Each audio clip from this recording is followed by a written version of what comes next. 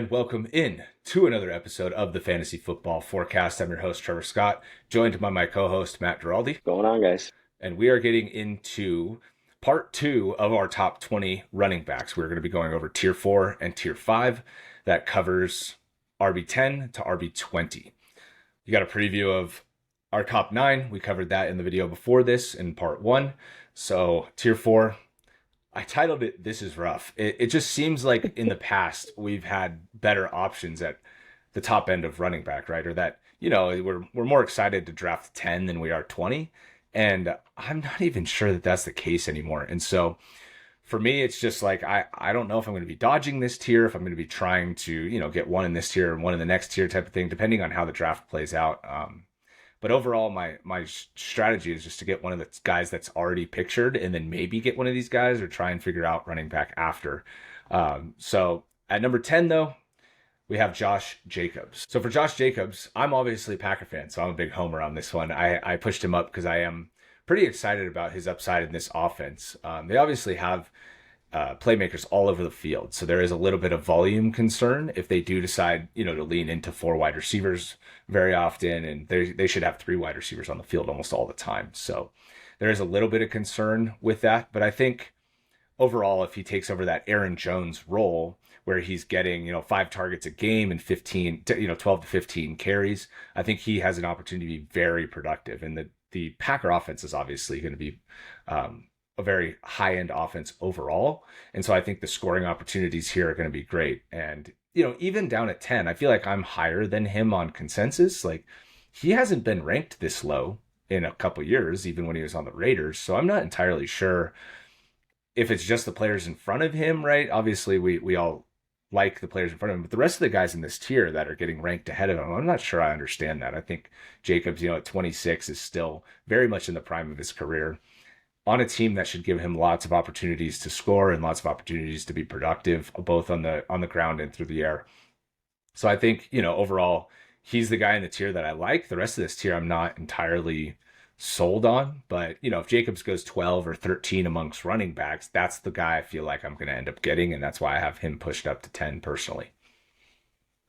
There seems to be this weird thing going around where people think that Josh Jacobs is like a lot older than he actually is. You mentioned his age, 26, which is still in the prime of his career. I don't know. I've just sort of heard a lot of chatter that he's washed and don't draft him and avoid, but I don't know. I think I'm kind of inclined to take a shot on him, especially like you said, if he falls to the 11, 12, 13 range amongst running backs. I mean, we saw Aaron Jones in his last 5 healthy games average like 20 touches per game. So even in an offense that wants to throw the ball, they're going to feed their running back. And, Jacobs got off to a slow start last year. He had the holdout. He had injuries at the end of the year, but, during his healthy games, he was still averaging 12 and a half PPR points per game. So I'm not necessarily as concerned about him as others are. And I think, maybe like you said, we're a little bit higher on him than consensus, but I think that he's going to have a very good year on what should be a very, very good offense. Yep, couldn't agree more. So, like I said, if he gets drafted at running back 10, I'm probably not going to be in at that spot. But if he starts to fall a little bit, this is somebody that I definitely want to take as much advantage on the value as I can. Yeah. All right, number 11. This is going to irk some people. I think this is a pretty polarizing player. So, what do you got for us on Devon Achane? Dude, Achane, I go back and forth quite a bit because I loved him last year going into the season and drafted him late. But the more I kind of look into Achane, the more I get excited about him. I didn't realize that he was PFF's highest graded running back last year, and we saw what Mostert did last year, but Mostert is 32 and has never been healthy outside of last year. So that's kind of scaring me less and less. And I think that with him bulking up, I think he should get more carries. Now, on the flip side, with adding Jalen Wright, if they were to just pick him at a position that he felt at him in the draft, I would be maybe a little bit less wary. But the fact that they traded up next year's pick to go get him makes me think that they want him to be involved a little bit more in the offense. And kind of the worst case scenario is a 3-headed monster with these guys. But I think Achane is by far and away going to finish as the highest RB. Yeah, and I think the Jalen Wright part of it plays more into the fact that Mostert's 32 and on a 1 year deal. Yeah. They need speed. They had an opportunity to go up and get a speedster that they thought fit their offense really well. And to me, that draft pick, I don't know is necessarily going to cut into Achane's workload. I mean, he is explosive as all explosive gets. You said you were surprised by the fact that he was number one on PFF. I'm not. He averaged 7.7 yards a carry last year. Yeah. I mean, just we haven't really seen Mm. something like that before. I mean, like Jamal Charles, I guess, is like the one guy that comes to mind in terms of just an explosive yards per carry type of rookie season.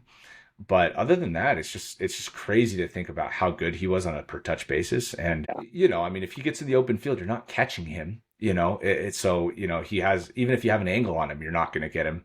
So having that level of speed and explosion on top of being able to generate missed tackles, not on the scale of some of these other guys, but he can still do it. He still has that ability, and making guys miss in the open field is just his specialty. So I think I feel like there's a lot of boom bust and there's a lot of injury risk here, right? If we didn't think that he was going to have concerns about Mostert taking the majority of the carries, or we didn't think he was possibly going to get hurt for multiple weeks, like he's the guy that could finish ahead of Jahmyr Gibbs, right? Like he could easily finish. If you told me he was going to play all 17 games, I would have him significantly higher. So, shooting for upside in this tier, this is the guy that you want. All right, so getting into number 12. This is I really like to draft this guy, James Cook. We saw last year what happened when Joe Brady took over, and, that might be a little bit lazy analysis, but I just really think that it's going to roll over into this year and that Joe Brady is going to continue to feature James Cook in the offense. And so overall, I think he has this ability to catch the ball. He has the ability to break off big plays. I do think he's a little undersized. So I think in terms of, if he doesn't get the explosive plays, because you saw, he got loaded up with carries a few of the games, and had these big runs, but also had games, where he would have 20 carries for 70 yards, and 65 yards. That's not exactly what you're looking for out of your top running back. And so, there is a little bit of give and take in terms of how good I think he can be. And I do worry a little bit that the offense is going to take a step back overall, just because the weapons on the outside in the receiver room just aren't what they used to be. And they're kind of, bottom quarter of the league in terms of weaponry. The fact that you have a Josh Allen led team and you don't have a wide receiver being drafted in the top 80 picks, I think kind of says all you need to know about the wide Yeah. receiver room. Whether or not you like those players or not, I think it's just understood that it's not where it was. So I think if you want to make that argument against James Cook, that the offense just might not be what we are hoping for, or that Josh Allen is going to steal another 15 touchdowns on the ground, there's definitely possible limitations here on James Cook. But I think overall, if he's staying in that same role, I think you'll be very happy to get him here at 12. And I think, in 12-team leagues, that's an RB1, and maybe building around him. If you wait, in a 3 wide receiver super flex format, like we always reiterate, if you wait on running back until the 5th round, right, you get 2 receivers, you get maybe a tight end, elite tight end, and a quarterback, right? You're sitting in the 5th round looking for your first running back. I wouldn't mind having James Cook as my one at all. Last year, when Brady took over, we saw a complete shift in the offense and have him be the focal point. So it's not like we're making this projection of, now that Stephon Diggs is gone, will Cook take a step forward? We saw Cook take a massive step forward when Stephon Diggs was on the. Yeah, agreed. So moving on then to number 13. I obviously really like this player. So what do you got for us on Rachaad White? With White, I'm a little bit more hesitant on him than you are. I mean, he was kind of the only game in town last year with the offensive coordinator moving on. I'm a little bit worried that maybe there would be a scheme change. Chase Edmonds was the next best running back at 175 yards on the season, and Rachaad White averaged like 3.5 yards per carry. They were just running him, and using him as a receiver. Now with Chris Godwin, making the move into the slot, I think there's going to set up some more easy targets for him. I think with we saw how Kate Otten was in the playoffs. Maybe Baker starts to feed him a little bit more. The addition of McMillan on the outside. and the addition of Bucky Irving. I just have a bad feeling that he's going to be a regression candidate just based on his efficiency last year and change of scheme. But what do you got on the positive side, I guess? Yeah, and like for Rachaad White, right? Like you mentioned the 3.5 yards per carry. That's not why he's a good fantasy player. He gets the goal line carries, he scores touchdowns, but also he's super involved in the passing game. If they're going to change their Yeah, offense away from having the running back in the passing game, then they're not using their personnel to their strengths, right? I mean, he once he kind of in week 5 or whatever, he had a brutal schedule to start the year last year. Go back and look at his schedule to start the year. He had one easy matchup against the Bears in week 2, and he scored over 20 points. But then the other ones were like, Atlanta, the 49ers, like other very difficult run defense. Eagles were in there. So the start of the year, I give him a pass on because of how difficult those run defenses were. In week 6, he just started being like a very consistent 15 to 20 point a game player. And yeah, it was fueled by a lot of passing work, right? I mean, he was getting 6, 7 targets a game, and he had 6 for 60 a lot in the air. And that's why I like him. If you have that level of floor and that's going to be your role, and you excel in that role, right? I mean, he had like 9.5 yards per catch last year. So I think, he's very productive with his work. It's not like it's not like Ramondre Stevenson last year who had like 4.5 yards per carry or whatever it was, or per reception. So the efficiency, I think, I would hope anyways, whoever comes in to establish the offense is going to feature him in a way that he's been productive so far throughout his career. So Bucky Irving, maybe he comes in, steals some work, but I can't imagine he's going to go in and take the starting job from Rachaad White. So, no, and he um, doesn't profile as like a feature bell cow type no, guy either, receiver, to be fair. receiver And guy. I Yeah. and I like Rachaad White. I mean, I kind of rode him to a victory in one league last year. So I'm not trying to be anti on him. I'm just kind of looking at some of the outside factors and just being a little bit skeptical. Which I can get behind. If he doesn't have that passing game role and it's going to be 3 or 4 targets a game, you're going to be disappointed for sure. Yeah, So ideally, it's still they still feature him in the passing game. It's the same quarterback, right? Baker loves to target the running back. It's not like you have a running quarterback that doesn't like to dump it off or anything like that. Like the personnel is all the same. So I think the peripheral, the wide receiver 3, the running back 2, like those things are changing, but the starting offense at the skill positions is all the same. So ideally, we're going to see more of the same here from a continuity standpoint from the Buccaneers. All right, and then let's get into the last guy of this tier. It's Isiah Pacheco, and I'm definitely lower on Pacheco than the consensus. Like I'm a lot lower than the consensus. In ESPN, you go and look, he's ranked at like RB9 and goes at like 15 overall, and I won't be drafting him anywhere like that. On Sleeper, he is much further down, which is more probably the platform I'll get him on. Possibly, because he in Superflex through wide receiver rankings, if you go and do mock drafts there, he's ranked like at 50 or something like that overall. And I'm much more comfortable with him there. If you're kicking off the 6th round or you're into the 6th round and Pacheco's there, I think he's a good pick at that spot, right? I think he's going to be the lead back. I think he was very productive at the end of the last year and very productive in the playoffs. So, I think that there's opportunity here for him to continue to excel within Kansas City's offense. A lot of that production came in the form of being more involved in the passing game. Like he had a 7 reception game, he had a couple 6 reception yeah, games. I I think that was great that was happening, and he was getting pushed way up in weekly rankings at the end of last year because he had that role and possible upside from week to week. I don't think that's going to be his role again this year. I don't think he's going to be in a position where he's getting that kind of workload through the air. I think that was more out of we literally have nobody else that's catching the ball. We have Kelsey who, wasn't producing at Kelsey levels last year. He did start to in the playoffs, but not in the middle to end of last year. And then it was like Rashee Rice, and that was it. So I think it was maybe more out of necessity than anything else. Now they have much better pass catchers at all levels, and Kelsey should be healthy going into this year, and they'll get him very involved. So I don't think the passing game work is going to be there in the same way, and that's why I have him pushed down. I I am very weary of spending high capital on somebody that's going to get 15 carries and 2 targets. It's just those guys generally, unless they score a lot, aren't going to be that high end of players.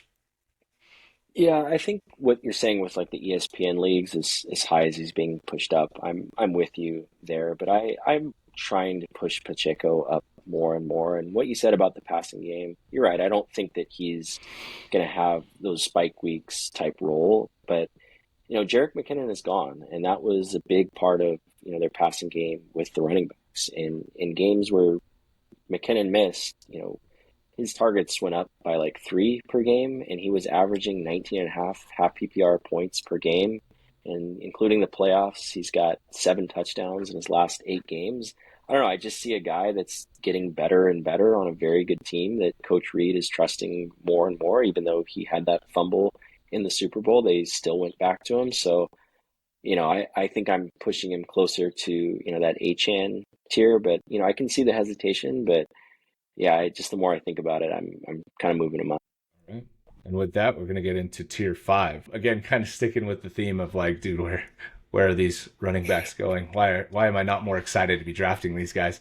So these are kind of The the dead back end, zone. yeah, the back end RB2s. Yeah, this is dead zone. Maybe I should have just said that. But yeah, these guys get rougher and rougher, and it almost is like, do we even need to draft these guys at this point, or should we just wait on guys in the tier after that? And maybe we'll have a video discussing 21 to 30 because there are some guys there too that have some upside that you could just wait on. But for the purposes of this part 2 video, getting into number 15 is Kenneth Walker. Yeah, so with Walker, obviously with Ryan Grubb coming in as the OC, they're going to want to, and they're going to throw the ball quite a bit. And they've got 3 very talented wide receivers.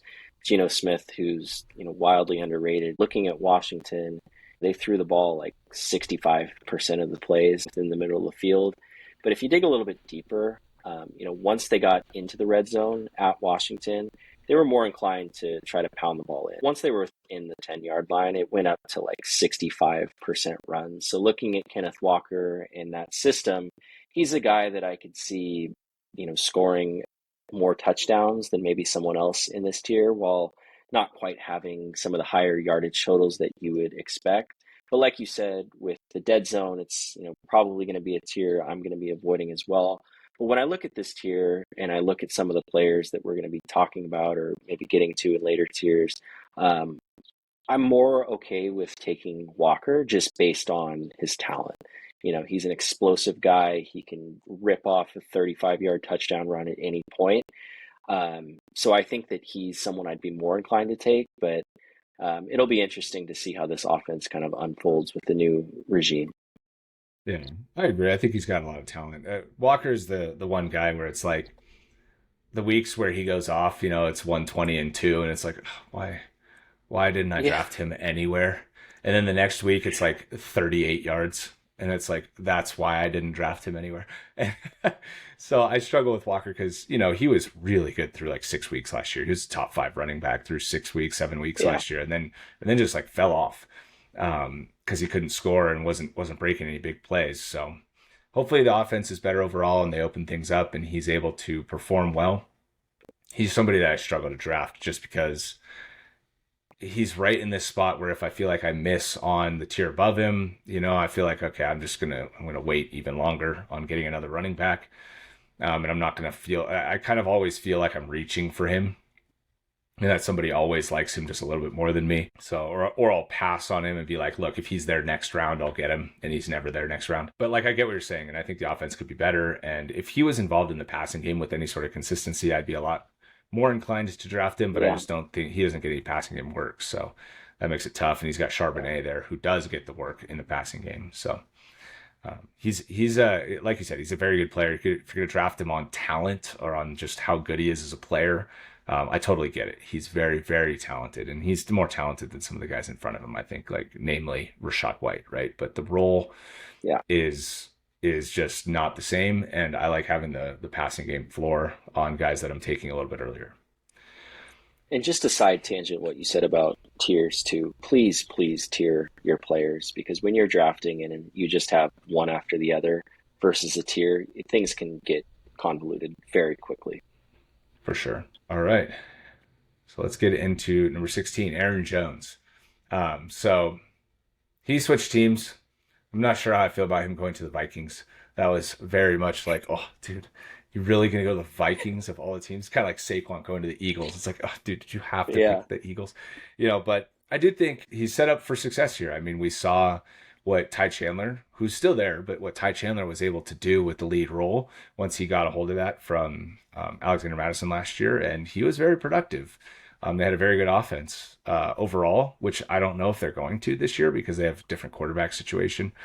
But I think Jones is on his own always just been an explosive player. He always finds a way to be very efficient, kind of regardless of his situation. He's very good in the passing game. So I think overall he's just a solid player to have. Now, what his role is going to be on this offense, or having guys come out and say, oh, we have two number ones on our team, talking about Aaron Jones and Ty Chandler. I don't know that I necessarily want to hear that. I think that limits his upside if he's going to have to be sharing constantly with Chandler. But I will say he's always kind of had a backfield running mate. It was AJ Dillon most recently. Dillon obviously wasn't the most efficient player, but Dillon would score, take touchdowns and stuff. So I don't know that having a second good running back in the backfield really limits Aaron Jones in a way that it would other players. So I'm still happy to draft him. I feel like I end up with him quite a bit because I feel like he's ranked a lot lower than this in consensus. So, at 19 or 20 or sometimes even down at 21. So I end up getting him quite a bit down there because, I have him ranked at 16 above some of these other guys that we're going to be talking about next. All right. So getting into 17 now, we got Alvin Kamara. Now, last year, he had the suspension, missing the first few weeks, but he was third in half PPR points per game at 15, which obviously a huge part of that was the receiving game. Now, they made a big upgrade in their O-line and getting the best unblocking offensive lineman in Talisi Fuaga. So I think they'll take a step forward, albeit not the most inspiring bunch overall. But to me, I think it's pretty clear that, he and Chris Olave are the two focal points of the offense. So I think as long as Derek Carr is still checking it down to him a million times, I think that he's going to have quite a bit of work in the passing game. And, last year we heard how great Kendre Miller was and how he was going to take over. And we didn't really see that happen. So I'm not necessarily buying into that as much this year. I'm glad you brought up Kendre Miller because I think going into his second year that he shouldn't be necessarily as overlooked as he was last year. I think he can play on early downs. Like he was a healthy scratch last year quite a bit, right? And so I think he's going to step into that number two. I think they're going to make an effort to get him onto the field. But like you said, as long as he's getting peppered with targets, he's one of the only guys on this list that can get 15 targets in a game. I will say that role kind of expired halfway through last year. Like, he was suspended to start the year last year for 4 games, and that pushed his draft value down. But then once he was back, it was like, okay, right back to top 5 in the weekly rankings. Alvin Kamara, why didn't we all draft him a lot higher than this? But then as the season went on, right, he kind of stopped getting as many targets as he had been, and his production overall fell, right? And it's not like this is going to be a super potent offense. I mean, I say that, but I think they did finish top 5 in scoring last year, if you can believe that, or top 10 in scoring last year. Saints are a weird team. They have like a good defense and a good off. Like they're bizarre. Yeah. Well, I mean, and they have Kamara, right? I mean, Kamara has been excellent throughout his career. So he's just getting a little older at this point, right? And so his production started to tail off at the end of last year. That's kind of fueling my ranking here. He's another guy that like I'm okay taking, right? If I get into the 6th, 7th round again, Superflex 10 team, right? As he goes in like the 4th or the 5th of standard leagues. But you get down into that range after I've kind of filled in my receivers and maybe I have already filled my flex, or I have both my quarterbacks already, and like I'm in the 7th round and Kamara's there. It's like, okay, I feel good about getting in on a running back at this position now that the rest of my team is set up. And he's somebody where I'm drafting him. And I'm like, okay, let's go. Like I have a legitimate running back too that I feel like will be plug and play every week. And now I can mess around with high upside running backs on my bench, maybe take a Jonathan Brooks type of player, or I get another solid running back that can fill in for bye weeks, and I feel like my running back core is in a good spot. So again, I'm not pushing him up. I'm happy to draft him, but it's not like I'm not comfortable with him as my one. It's not like I'm waiting all the way until this tier to get my first running back and being like, oh yeah, I have Alvin Kamara, dude. He's gonna way outproduce Yeah, this. So anyways, that's my feeling on Kamara. yeah, I'm in the same boat in that regard. All right. And so getting to number 18, Joe Mixon. This is our favorite player right here. You and me, our favorite player for Well, sure. Um, you go ahead. so I take a little yeah, no, break. I got this one. This is going to be the lowest that you see him ranked. He finished as RB5 last year, but he did change offenses, and that might be a good thing, right? He went to the Texans. He's going to be pretty much the only game in town there. I mean, they can talk up Dameon Pierce all they want. He was horrible last year, and he's not going to be taking Mixon off the field. Mixon does have both, the receiving chops and the running game. He's very similar, I guess, to Rachaad White, kind of in terms of role, but without so much consistent passing game work. He can do it, but he just didn't get that level of consistency that I feel like Rachaad White had last year. And I just don't necessarily think he's that good of a player. Like that's always been my issue with him. As a football player, I'm not sure he's that good. So I just always struggle to draft him. I play in a bunch of leagues, so I always am like, oh, okay, I guess I'll get a share of mix in here, on one or two of the teams maybe. But this year, I don't think that's going to happen. Like you see him up at 10 or 12, like an entire tier and a half above this type of thing. And so I just don't have any enthusiasm over Mixon this year. I don't think that the Texans are going to run the ball a ton. I think they just want to have him as somebody who can get them, 3.5, 4 yards carry. But overall, I'm not excited to draft Mixon this year. Yeah, and that's like you said, that's kind of all they need with how much they're going to throw the ball and how much talent they have at the quarterback and wide receiver position, and kind of the opposite of what I said with Kenneth Walker, where I'm more inclined to take him based on talent. I'm more inclined to fade Mixon based on lack of talent. Yeah, totally get that. All right, so number 19, we've got Zamir White. Yeah, did you see the picture of him just jacked Yeah, out of his yeah. mind, getting ready for RB1 the? season loading. Best shape Doesn't of his that just life. like doesn't that Never doubt that. just play into what the head coach wants to do? Just hard nosed, tough football, run the ball. I think Zamir White's in a pretty good spot where it's really his job to lose, and the Pierce wants to just use him as their bell cow, and I think that. I guess maybe not so much on third down and passing situations. I don't want to get ahead of myself too much here, but I think he's in a very good position to take the opportunity and run with it. Now, on the downside, what we saw with last year with like Alexander Madison, there's a chance that that could happen with Zamir White too, where we're kind of going off this small sample size where, he had a very strong finish to the season, averaging like 14 half PPR points per game. But I think the O line is solid, and they're going to run a lot of 12 personnel this year. So I'm definitely someone I'm going to be targeting. There is a chance that it flames out like we've seen in other scenarios before. Yeah, and you get into this range of running back, right? And there's always potential downside. I mean, this is where I just mentioned Dameon Pierce, Yeah, not to of double course. dip, right? But we had him in this range last year, right? And that was a tough pill to swallow in terms of getting nothing out of him. Now, Zamir White, I think, is a little more unique because we've known he has talent. He's been running behind Jacobs, and then Jacobs got hurt, and we got to see him for multiple weeks last year just wreck on the ground. I mean, he, like you said, I don't know about the passing game work so much, but he was up over 125 yards multiple times when he got to be the lead running back. And so I'm pretty excited to draft him, and I have him pushed up here pretty far above consensus, right? Like 4 or 5 spots above consensus. Sometimes you'll see him up at 20, but I'm very much more inclined to draft him because I think he is going to be the main guy in the backfield, and I think they plan to feature him.